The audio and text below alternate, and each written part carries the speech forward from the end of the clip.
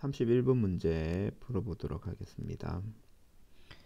ATP가 ADP로 분해될 때 에너지가 발생한다. 이로 인하여 세포에서 이루어지는 것은 노란 책 160페이지를 보시면 노란 책 160페이지를 보시면 5-1 생체 에너지론에서 첫 번째 줄, 살아있는 세포는 생합성, 영양물질의 수송, 운동, 기초대사 등을 위한 에너지를 필요로 한다. 에너지가 발생해가지고 위와 같은 4가지 기능을 한다라는 거죠. 그래서 4번 정답이 되어지겠습니다. 32번 문제 보도록 하겠습니다. 산업적으로 널리 사용이 되어지는 무기질소원이 아닌 것은 입니다. 32번 문제는 교재 58페이지 보도록 하겠습니다.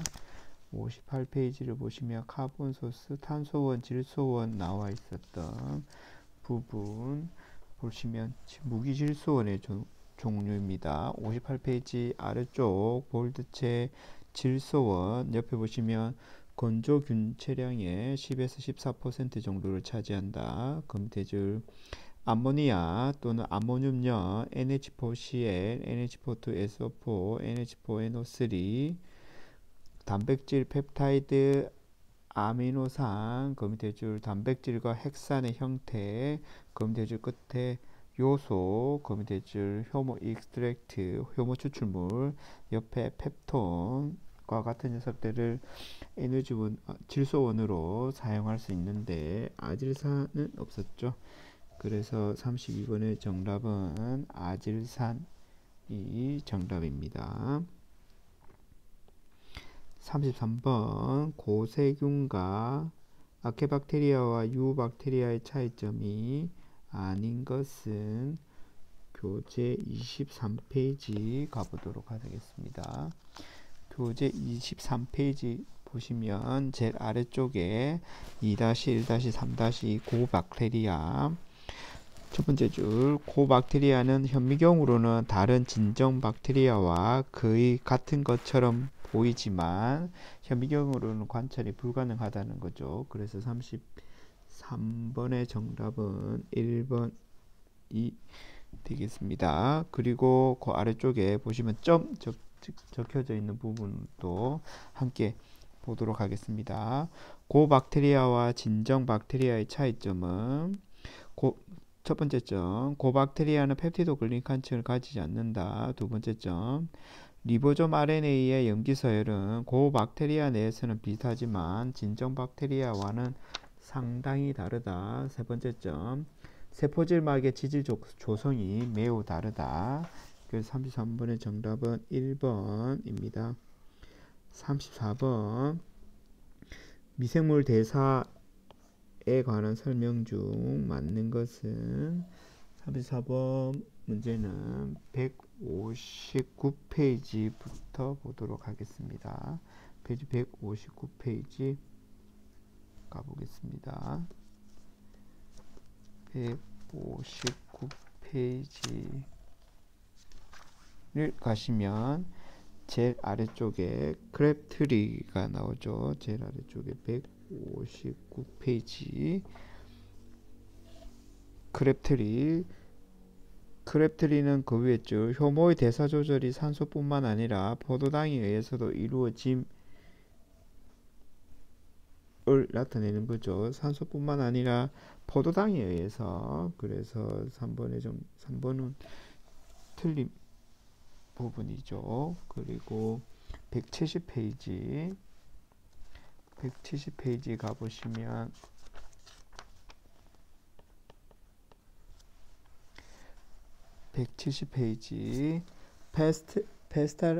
파스텔 효과에 대한 이 부분이 나오죠. 170페이지 위에서 세 번째 줄 식 5-9번 반응식 아래 줄에 볼드체 파스텔 효과 앞에 용존 산소 또는 산소 분압이 해당 속도를 조절하는 경우를 파스텔의 효과라고 이야기하죠. 그래서 파스텔의 효과에 대한 설명이 일치하지 않습니다. 그리고 182페이지 가보도록 하겠습니다. 182페이지 요약 부분. 182페이지 요약 첫 번째 줄 세포 대사는 이화작용과 도가작용 두 가지. 그 밑에 줄 이화작용은 에너지와 환원력을 얻기 위해 기질을 분해하여 높은 산화 상태의 화합물로 만드는 과정을 포함한다.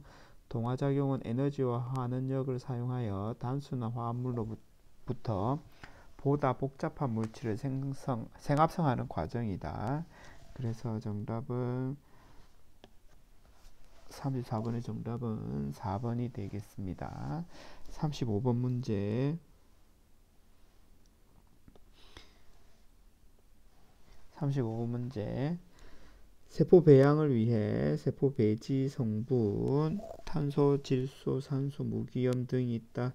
탄소원으로 가장 이용하기 어려운 것은 조금 전에 갔었던 배지 성분과 관련이 되어져 있는 부분 58페이지 가보도록 하겠습니다. 58페이지 탄소원 보도록 하겠습니다. 탄소원 58페이지 두 번째 단락 산업적 발효 엽쪽 탄소원은 당밀, 설탕, 전분, 포도당, 덱스트린, 옥수수 시럽, 즉 콘 시럽을 이야기하는 거죠. 그리고 제지 폐기에 포도당, 실험용 발효에서는 포도당, 설탕, 과당, 그 줄 옆에 메탄올, 에탄올, 메탄가스, 그 밑에 줄 호기적 발효에서는 기질탄소의 50%가 세포 성장에 사용이 되어지고, 그 밑에 줄 현기적 발효에서는 기질탄소가 탄소균체로 변한다. 20% 이하. 포도당, 과당, 전분에 대한 이야기는 책에 언급이 되어져 있었는데 미생물 배양하는 데 있어서 셀룰로스를 탄소요원으로 사용하기는 어려운 것으로 확인되어질 수 있습니다. 셀룰로스를 분해하기 위해서는 셀룰레이스와 같은 효소가 필요한데 그게 모든 미생물들이 다 가지고 있지는 않은 거겠죠. 36번 문제 보도록 하겠습니다. 고정화 세포 배양에 많은 반응기들은 고정화 세포 배양에 이용이 되어진다. 담체가 약하고 내구성이 떨어질 때 적용하기 힘든 반응기는 무엇인가? 332페이지를 먼저 가보도록 하겠습니다. 332페이지 332페이지 수정 고정화 바로 333페이지에 수동적 고정화가 나오고 왼쪽 페이지를 보시면 332페이지 제일 아래쪽에서 다섯 번째 줄 제일 밑에서 두 번째 단락 보시면 좋은 지지체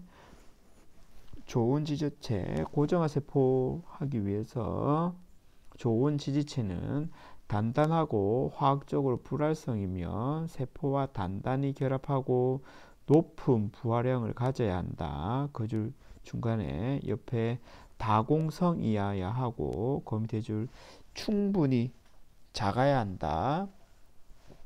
그런데 그게 아니라 만약에 지지체가 약하고 내구성이 떨어진다면이죠. 내구성이 떨어진다면 다시 책 358페이지를 가보시겠습니다.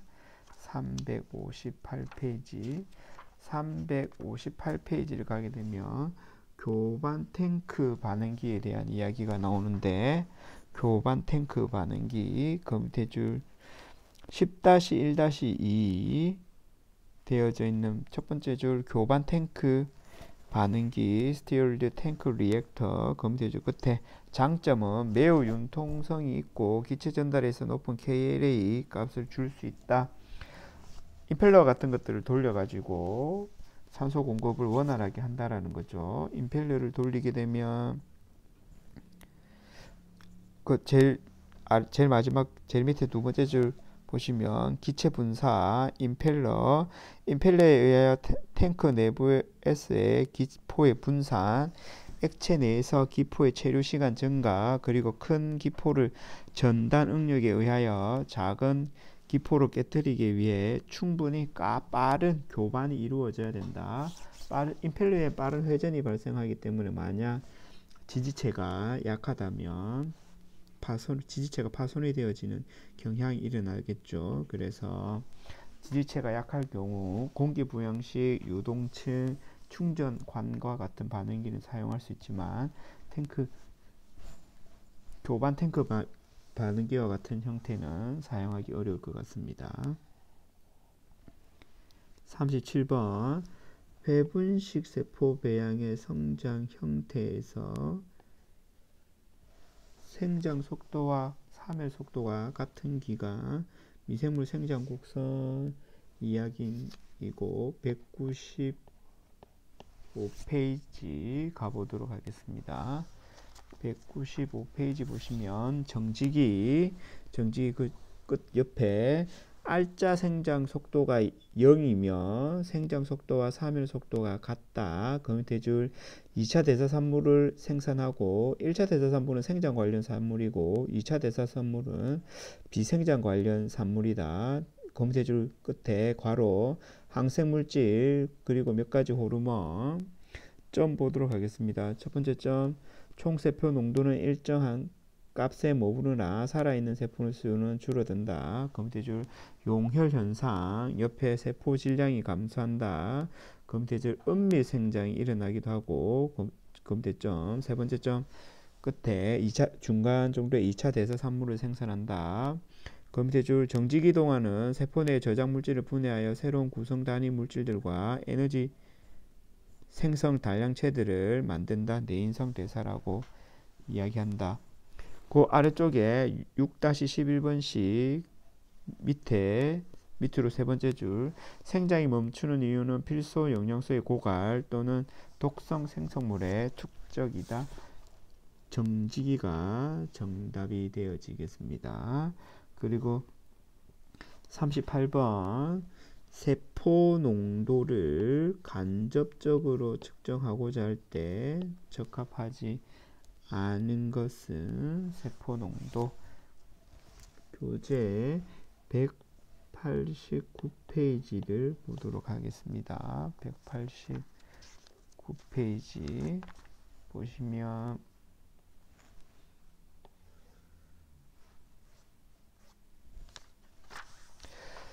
회분식 생장에 있어서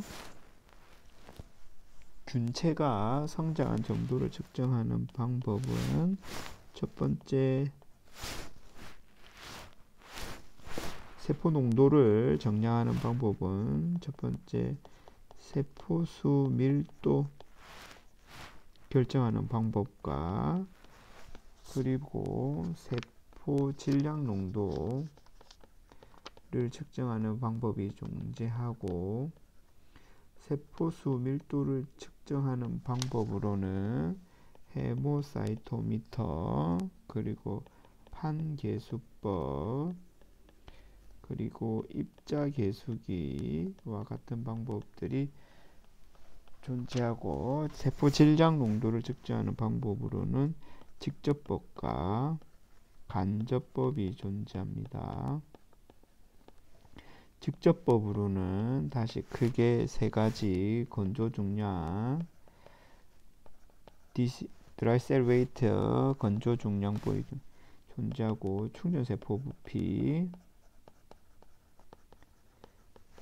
그리고 광학밀도, UV 스펙트로포토미터를 이용하는 광학밀도와 같은 방법이 존재합니다. 간접법으로는 1번 세포 내 성분 2번 191페이지 보시게 되면 균체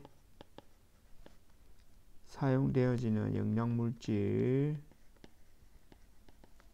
3번 세포 대사 191페이지 두 번째 달라 세포 대사 산물 등과 같은 방법으로 분석할 수 있는데 보기에 나와 있는 방법들은 세포 내 성분 중에 하나들이죠. 그래서 189페이지 아래쪽에 간접법 되어져 있는 그 밑에 줄 1번 동그라미 세포 내 성분들의 측정, 거기서 세 줄 내려오도록 하겠습니다. RNA 농도는 회분식 생장 동안 상당히 큰 폭으로 변한다. 그래서 사용할 수 없습니다. 그 밑에 줄 DNA와 단백질 농도는 어느 정도 일정한 값을 갖는다. 그 밑에 줄 끝에 세포 단백질의 측정에는 다른 방법들을 사용한다. 예를 들어 총아미노산법, 뷰레법, 로리, 그리고 켈달 측정법, 그리고 UV 존재하니까 UV도 적어 두셨으면 좋겠습니다. 그리고 그 밑에 단락 첫 번째, 세포 내 ATP 농도는 주어진 미생물에서 거의 일정하다. 그러므로 ATP 농도를 균체 농도 측정에 이용할 수 있다. 일정한 녀석들은 사용할 수 있는데 RNA는 큰 폭으로 변하기 때문에 사용할 수 없습니다. 그리고 39번 문제 보도록 하겠습니다. 생물 생산 공정에서 효모를 숙주세포로 사용할 때 장점과 관련이 되어진 문항입니다. 530페이지 보시겠습니다. 530페이지 보시면 아래쪽에 14-2-3번 단원 하등 진핵세포 효모 사카로마이세스 세레비시의 금태줄 고농도 세포 배양이 가능하며 생장 속도가 빠른 편이다. 괄호 안에 대장균 최대 생장 속도의 25% 금태줄 발효 배지로부터 쉽게 회수될 수 있다. 금태줄 또 다른 장점은 간단한 당첨과 반응이 일어나고 단백질을 분비할 수 있다. 금태줄 많은 수의 새 책에서는 마노스라고 적혀져 있는데 만노스겠죠. 만노스를 첨가함으로써 금태 줄 안전하다고 여겨지는 그라스 목록에 올라 있어 허가를 획득하기가 용이하며 식품관계 단백질을 생산하기에 상당히 적당하다. 그래서 정답은 4번이 되어지겠습니다. 40번 문제 보시면 양론과 관련이 되어져 있는 문제입니다. 미생물 배양에 관련이 되어진 양론 중 틀린 것은 248페이지 가보겠습니다. 248페이지를 가시면 248페이지 테이블 7-1번 테이블 밑에 첫 번째 줄 끝에 ATP 수율 계수 1드 X ATP 분의 ATP per X per ATP는 생성된 ATP 1몰당 합성되어지는 바이오매스의 양입니다. 그래서 맞는 말이고 249페이지 7-2번씩 그 아래쪽으로 내려오시게 되면 하나 둘 셋 네 줄 정도 내려오시게 되면 호흡률 RQ라고 되어져 있는 호흡률, 이는 소비된 산소 1몰당 생성된 CO2의 몰수로 정의되어진다. RQ는 소비된 1몰당 CO2 몰수, 생성된 CO2 몰수. POB 보겠습니다. 그 밑에 첫 번째 POB 옆에 소비된 산소 단위량당 형성된 인산결합의 수, 그 밑에 줄 진핵세포의 경우 포도당이 기질일 때 POB는 3에 가까운 반면 원핵세포의 경우 상당히 작다. 미생물 배양이니까 원핵세포이고 POB는 상당히 작다가 맞죠? 그런데 3보다 크다고 나와 있으니까 틀린 답이 되어지겠습니다. 40번의 정답은 3번이고 그 아래쪽에 보시면 HOB 양성자 산소의 비 옆에 소비된 산소 단위량당 방출된 H 플러스 이온의 수, 금대줄 보통 산소 1몰이 소모될 때 4몰의 전자가 소모되어진다. 맞는 말이죠. 그래서 40번의 정답은 3번입니다.